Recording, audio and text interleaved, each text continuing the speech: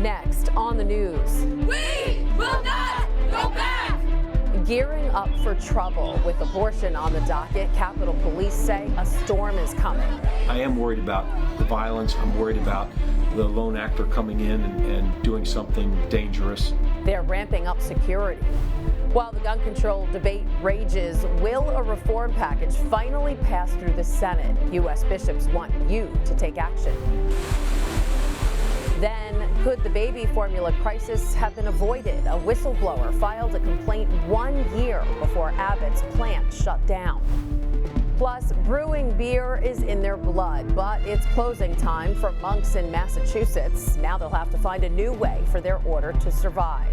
I'm Christine Persichetti. Current News starts right now.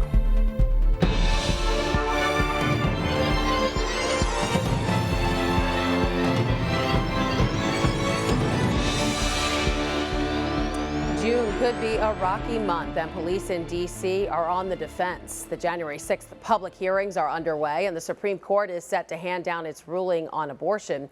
The next several weeks and even months could see large-scale protests and, in turn, maybe even some violence. We will not go back! It could be the perfect storm. Protests related to abortion and gun laws might bring thousands of people to Washington. There's, I think, a lot of vitriol. The Supreme Court has a month left in its term and 30 cases to rule on, including the possible overturning of Roe v. Wade. Homeland Security is warning this summer could be violent. No justice, no peace! But the chaos has already begun. Just this week, a California man was arrested after he told police he wanted to kill a Supreme Court justice and then kill himself. He said, to give his life purpose. Upset over the leak of that draft ruling overturning Roe v. Wade, the mass shooting in Uvalde, Texas, and the possibility that the court could loosen gun laws, authorities say the man went to Justice Brett Kavanaugh's home with a gun, zip ties, and other tools. But after seeing 2 deputy U.S. Marshals outside, he called 911 on himself. This kind of behavior is obviously behavior that we will not tolerate. Threats of violence and actual violence against the justices, of course, strike at the heart of our democracy. According to law enforcement, threats are coming from both sides of the abortion debate. I am worried about the violence. I'm worried about the lone actor coming in and doing something dangerous. Sources say Capitol Police are now adding overtime shifts. The focus is really on what the protests that are going on at the court, the protests that are going on at the homes of the justices. I understand that the attention could very quickly turn to the Capitol. That tension is already surfacing on social media. Intelligence analysts have flagged roughly a dozen threats as credible enough to be investigated further. And they already made some arrests like this one. A pro-abortion activist was wrestled to the ground Wednesday. Secret Service stopped the woman after she confronted President Biden's motorcade in Los Angeles, yelling through a megaphone about the leaked draft opinion. The protester was removed from the roadway and placed into custody. There are still no leads in the suspected arson investigation that destroyed a pro-life pregnancy center in upstate New York. But as Compass Care employees await new details, they are still following through on their mission, offering assistance to expectant mothers at an undisclosed and secure location. On Tuesday morning, police discovered the Buffalo Center in ruins, with the offices scorched, the windows shattered, and graffiti scrawled across the building. Similar graffiti was seen on a pro-life pregnancy center in Florida. Over Memorial Day weekend, police discovered the Respect Life office in the Archdiocese of Miami covered in spray paint, reading, "If abortions aren't safe, then neither are you." Miami Archbishop Thomas Wensky denounced the vandalism, warning that such destruction could easily escalate to physical harm. Also tonight, another pro-life issue has America at a crossroads. But let me say to you here today, I do not feel protected. Victims demanding action, but politics holding it back. Right now on Current News, the latest on the gun control debate. Will it be different this time? The country is holding its breath. While some believe the gun bill is doomed in the Senate, there is also hope right now that a bipartisan deal can be reached by the end of the week. The talks are playing out behind closed doors while victims of gun violence are begging for change in public hearings. Chris Wynn has the story.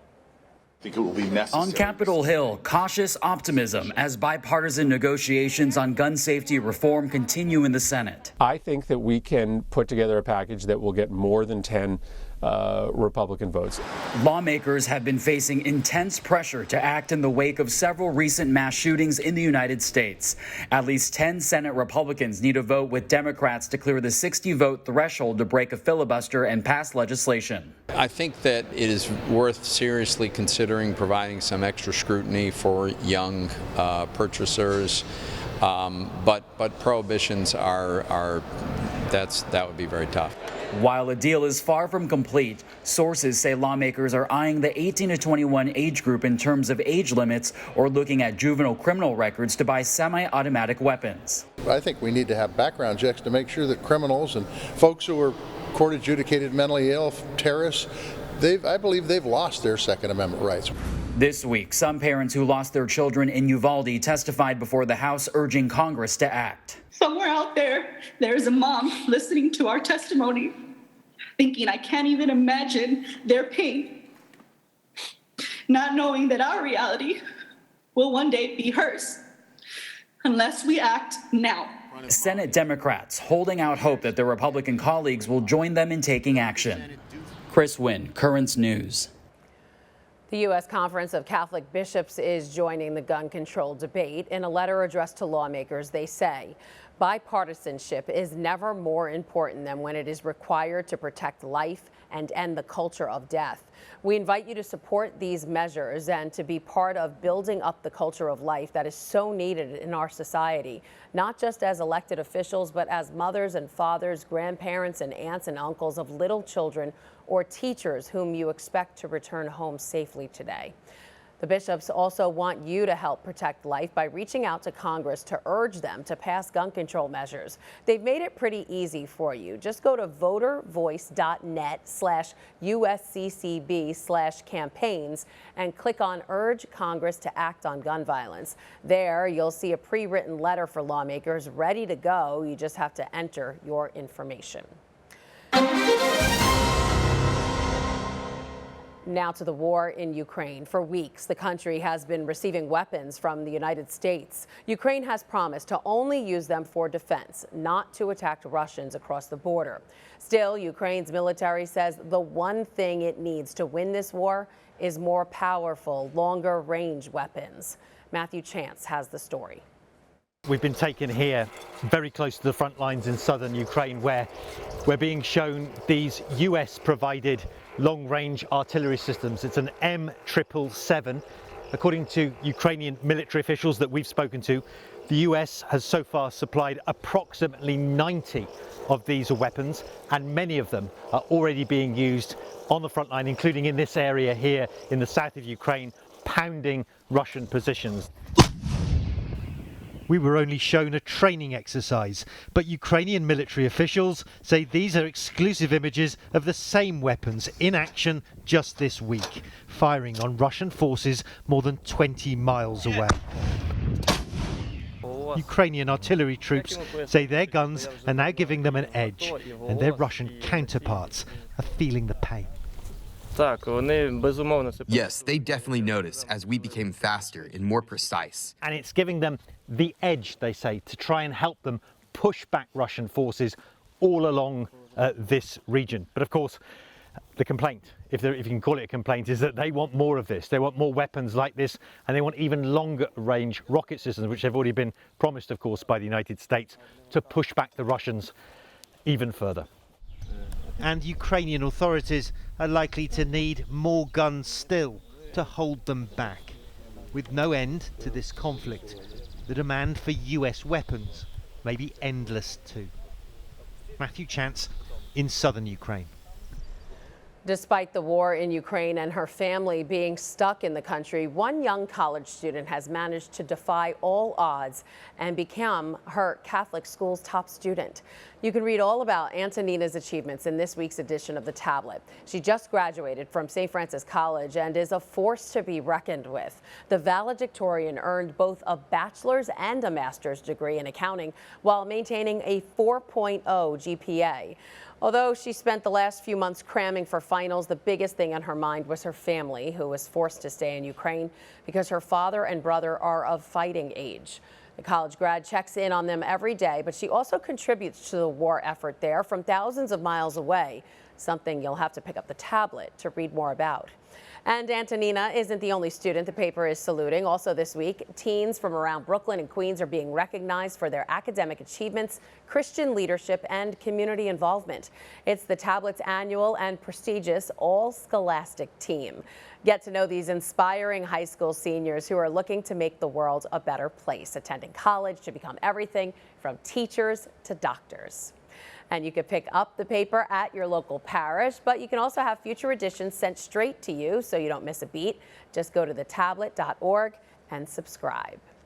Now for some news many have been waiting for all year, and it comes just in the nick of time. Mayor Eric Adams announced today that the youngest students in New York City won't have to wear their mask in class anymore.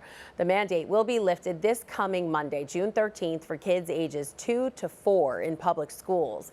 That gives them about 2 weeks of being mask-free before the last day of school, June 27th. There's a lot more news headed your way, including an incredible journey. You know, because I never encountered anything that I'm going to encounter out here.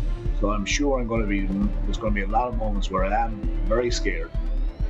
2 men, 1 rowboat, and 1 set of rosary beads about to embark on a 3,000-mile journey across the ocean. And could the baby formula shortage been avoided? The whistleblower warning that went unheeded. Plus, beer bottling monks beaten out of the brewing business. Why the only Trappist brewery in the U.S. is closing its doors.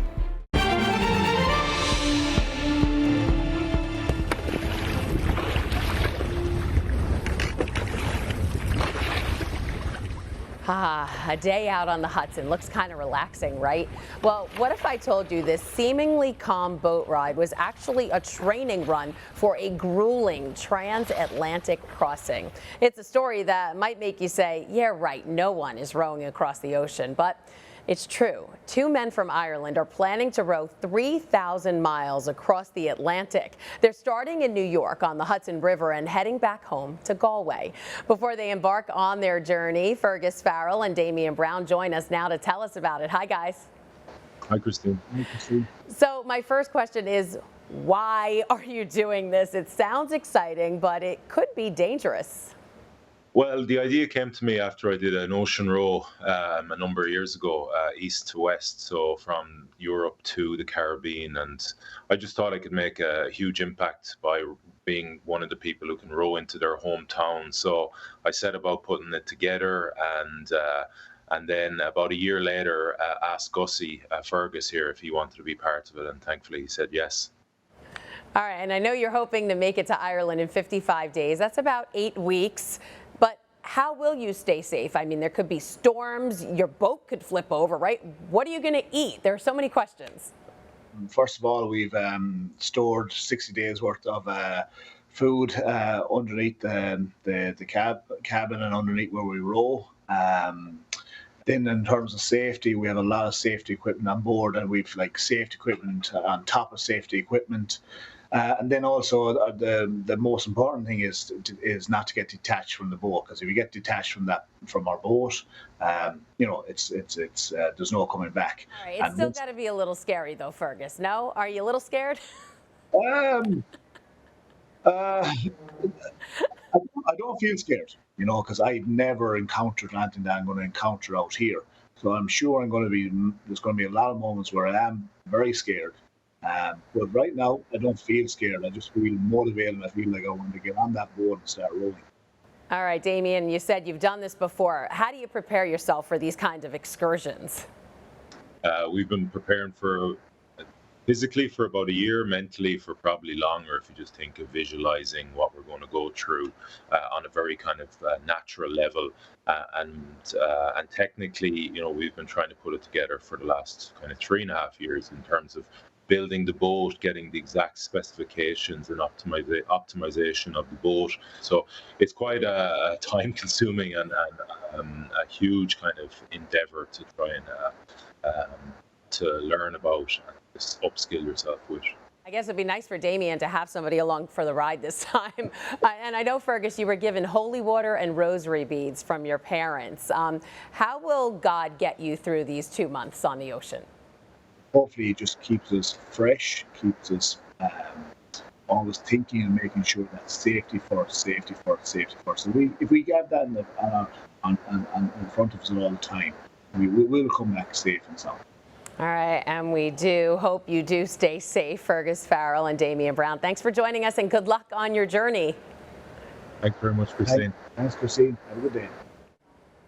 And they're rowing to raise money. Fergus and Damien tell us they're accepting donations that will go to 4 different charities.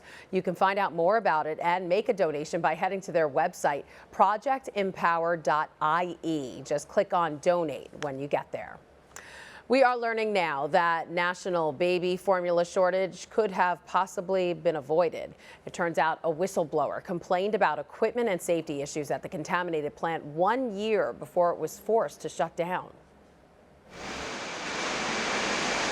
Both Abbott and the FDA were warned of potential issues in February of 2021. The complaint alleged that the Michigan plant released formula without adequate evidence that it was safe for consumption. The FDA says they are unable to confirm those allegations, but their top priority right now is addressing the dire need for infant formula. Abbott only just reopened the plant this week. It closed down in February of 2022. After the FDA began investigating infections in babies who consumed the formula. 2 of those babies died. In the meantime, hope may be on the horizon for those battling breast cancer. An experimental drug is showing remarkable success, improving the survival rate in patients nearly 2 years. According to the trials conducted at Memorial Sloan Kettering Cancer Center in Manhattan, tumors stopped growing for 10 months in patients who received treatment, whereas conventional chemotherapy only stopped growth for 5 months. While this new drug is sparking hope in breast cancer patients, a Catholic mother of 2 is looking to empower everyone affected by the disease, regardless of their diagnosis. Chrissy Canny has lived that nightmare, and now she's designing jewelry to help. Currents News' Jessica Easthope has her story from Staten Island. Chrissy Canny creates jewelry that helps people overcome obstacles. Her aromatherapy bracelets can be for the overworked, busy moms, or anyone who needs to just chill out. We put inspiring words on our bracelets. Just having that little inspiration on your wrist and know that you got it, that you can do anything once you believe in yourself. But her company, Vented in Brooklyn, was founded with a much bigger obstacle in mind. With peppermint essential oil. It comes out through the front vents. It helps with nausea. Chemotherapy for people battling cancer. It's all in honor of my dad, who I lost to cancer 18 years ago, and I've seen so many people I know affected by cancer, and I just wanted to bring a little joy to their lives. For every bracelet purchased, one is donated to a patient. Recently, Chrissy appeared on America's Big Deal. Millions watched her sell $12,000 worth of jewelry in just 30 minutes on a national stage. It was a big adrenaline rush. I'm like, I am doing this and I'm gonna rock it. But the highest of highs was met with the lowest of lows. Just days after the best day of her professional career, one of the worst days of her personal life. Chrissy was diagnosed with breast cancer. And quickly, the fight she's helped thousands through became her own. Going back and forth all these years of, I have dense breasts, Chrissy, you need an MRI, or Chrissy, you need this. I just decided that I did not want to have a lumpectomy. I did not want to go for radiation. Now the Catholic mom of 2 has decided to undergo surgery, a double mastectomy, giving her the greatest chance of overcoming. Once she recovers, Chrissy will get back to work, ever evolving her business that at its core helps others. This is something as women we have to be outspoken about. God puts you on a path for a reason, and that's what I believed with this journey, that I'm here to help other women. Her jewelry reminds people they're strong, brave, warriors. What started as words of encouragement have become her own affirmations. On Staten Island, Jessica Easthope, Currents News. Chrissy underwent surgery back in February and is now officially cancer-free. If you're interested in purchasing and donating aromatherapy bracelets, then check out Chrissy's store at ventedinbrooklyn.com. Still to come on Currents News, monks tapping out of a competitive market. The first and only certified Trappist brewery in the U.S. shutting its doors. How you can get your fill before the beers are gone for good. Do you have a story idea or want to share a tip? Email us at newstips@desalesmedia.org or call our 24-hour number 718-517-3122. We'll be right back.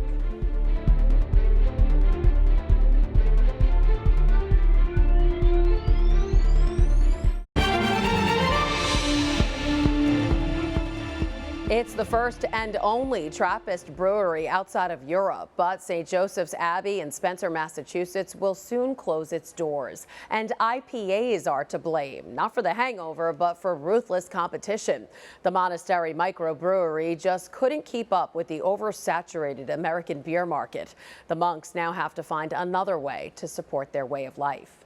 Spencer Brewery announced it was closing time on social media. The last barrel has already been brewed and an auction of the equipment is expected to take place before the end of the month.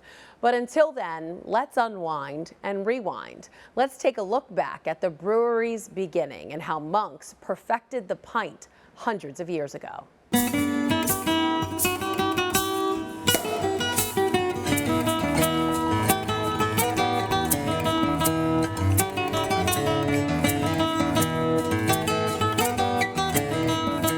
This is a contemplative monastery, so we're different than almost any other group of religious in the Roman Catholic Church. So by being contemplative, we intend to live a life of prayer and meditation rather than doing the prayer and meditation as the launch board to do ministry either in a parish or school, university, or some other social setting. So because it's oriented to prayer and meditation and study, we have a very explicit commitment to being self-supporting. So that's why we have this manual labor component to our life. The monastic brewers have really gotten up to speed and gotten a lot more training. The beer itself, we've really achieved the flavor profile we intended, and we're brewing with a lot of consistency. So at this point, I'd say the biggest change is it's a pretty happy brewery. It's tremendous fun. I think all the brothers who have been involved with the brewery project, especially those brewing and tasting, have really enjoyed it. It's wonderful to see the effort and quality you give to something really come about and be enjoyed by others. The whole fact of monks brewing beer, the beer is a very easy handle for people to make a link to monastery. It's a link to the house of God, and it's a way of them somehow or other acknowledging and activating that God connection that's deep within.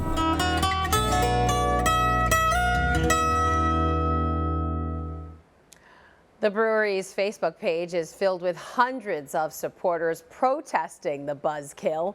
The monks hope to sell all that equipment by the fall so that they're ready to begin a different business. In the meantime, though, you can still grab a precious pint. The Belgian beers are available online while supplies last. Just visit spencerbrewery.com so you can savor every last drop. And that is Currents News. I'm Christine Persichetti. Thank you for joining us because we are putting your faith in the news. Hope to see you again next time.